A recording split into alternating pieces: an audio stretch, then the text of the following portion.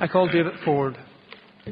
Thank you, Deputy Speaker. Can I also add sympathy on behalf of my colleagues to Father Reid's family and especially to the community in Clonard. Much has been said about Father Alec Reid in the last few days, and indeed the coverage of his passing is really in great contrast to the fact that he was a man who spent much of his life out of the public eye doing that good work behind the scenes which others have spoken of.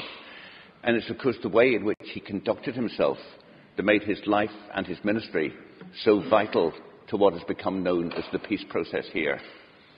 Obviously there are many in West Belfast who remember him as a friend, as a priest with a pastoral care, who touched individual lives.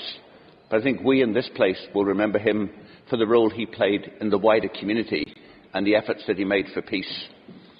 It's so often the politicians who receive the plaudits when things go well, but it's people like Father Alec Reid and some of his colleagues, Father Jerry Reynolds has been mentioned this morning, those outside the political limelight who deserve much of the praise and whose contribution by its very nature may never become fully known.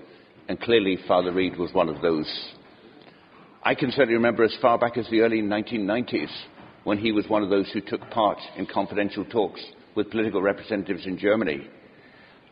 Talking with colleagues this morning, I recollected a weekend in November of 2001 when some of us were engaged in very high-profile talks in and around this building to seek the election of a First Minister and Deputy First Minister, while others were elsewhere, out of the limelight, involved in quiet conversations about how best to sustain the longer term for power sharing.